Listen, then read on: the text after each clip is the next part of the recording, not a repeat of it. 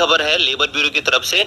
Finally दोस्तों इंतजार खत्म हो चुका है और 3 महीने के बाद जिनका डाटा यहाँ पर जारी हो चुका है सीपीआई इंडेक्स का। देखिए सीपीआई इंडेक्स क्या होता है, सीपीआई इंडेक्स को बोलते हैं कंज्यूमर प्राइस इंडेक्स। ये यहाँ पर ये बताता है कि कोई वस्तु है उसकी कीमत कितनी यहाँ पर बढ़ी हुई है, और सीपीआई इंडेक्स के आधार पर ही जो सेंट्रल गवर्नमेंट एम्प्लॉय है उनको जो महंगाई भत्ता मिलता है, यानी कि जो डीएनएस अलाउंस मिलता है, वो यहाँ पर डिसाइड किया जाता है। तो पिछले 3 महीने से इसकी रिपोर्ट यहाँ पर जारी नहीं हो रही थी क्योंकि यहाँ पर आपकी आचार संहिता लगी हुई थी, लेकिन फाइनली अब यहाँ पर इंतजार खत्म हुआ है और 3 महीने का डाटा यहाँ पर जारी हो चुका है। तो यहाँ पर हम देखेंगे कि जो लेटेस्ट सीपीआई इंडेक्स है वो क्या है, और जुलाई 2024, जी हाँ दोस्तों जुलाई 2024, क्योंकि हर 6 महीने में डीए रिवाइज होता है, तो जुलाई 2024 तक आपका डीए कितना यहाँ पर हो सकता है। चलिए शुरू करते हैं आज के इस वीडियो को।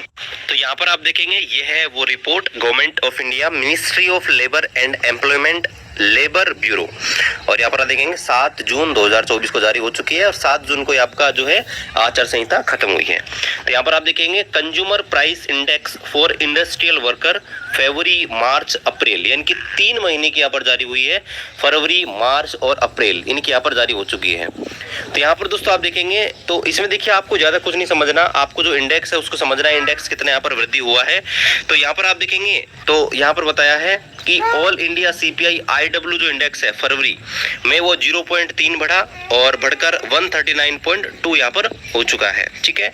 और यहाँ पर अगर आप देखेंगे तो उसके बाद यहाँ पर देखिए मार्च में जो है, मार्च में डिक्रीज हुआ 0.3 जो और 138.9 हो गया। उसके बाद वापिस से आपका अप्रैल में इंक्रीज हुआ और अप्रैल में जो आपका 0.5 इंक्रीज हुआ और 139.4 जो है यहाँ पर पहुंच चुका है। और यहाँ पर आप देखेंगे ईयर ऑन ईयर जो फरवरी मार्च में फरवरी 2024 में 4.9 यहाँ पर हुआ, और उसके बाद देखेंगे तो 2023 की तुलना में 6.13% जो है यहाँ पर हुआ है। इसी प्रकार आप देखेंगे तो ईयर ऑन ईयर जो मार्च है, मार्च की बात करें तो मार्च में जो आपका ये डाटा है 4.2% बढ़ा है, जबकि पिछले साल मार्च में 5.79% था। इसी प्रकार से आप देखेंगे ईयर ऑन ईयर देखेंगे अप्रैल 2024 में जो 3.87 रहा है, जबकि पिछली बार 5.09% यहाँ पर बढ़ा था। और यहाँ पर आप ये चार्ट भी देख सकते हैं किस हिसाब से आपका बढ़ा हुआ है, ठीक है। ये अप्रैल 2023 से मार्च 2024 तक का डाटा है। महंगाई पहले बढ़ी और यहाँ पर ऐसा लग रहा है कि लगातार यहाँ पर घट रही है, ठीक है। ये डाटा है, रिपोर्ट है इनके आधार पर।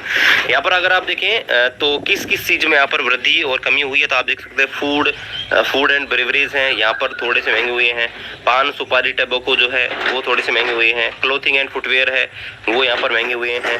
हाउसिंग जो है लगभग यहाँ पर सेम रही है, कोई यहाँ पर बड़ा इसमें चेंज नहीं हुआ है। फ्यूल एंड लाइट की बात करें तो फ्यूल एंड लाइट यहाँ पर सस्ता हुआ है, ठीक है, यानी कि इसकी कीमतें घटी हैं, क्योंकि आप देखेंगे इलेक्शन के चक्कर में बिजली के बिल नहीं आए हैं और आपका जो पेट्रोल डीजल है वो भी यहाँ पर सस्ता हुआ था।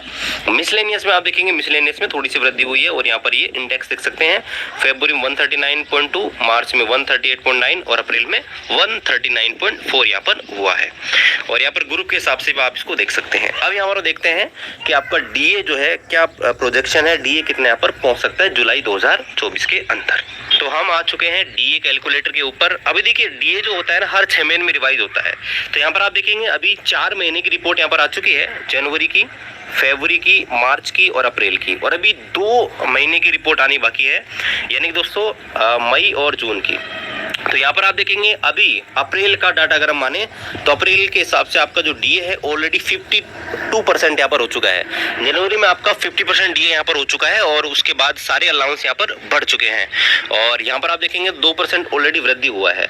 अगर हम मई और जून की बात करें, क्योंकि अब आचार संहिता हट चुकी है और हो सकता है कि यहाँ पर जो काफ़ी रिलैक्सेशन गवर्नमेंट ने दे रखी थी काफ़ी चीज़ें फ्यूल में, ठीक है, और इलेक्ट्रिसिटी बिल वगैरह में, तो हो सकता है उनमें थोड़ी थोड़ी वृद्धि आपको देखने को मिले।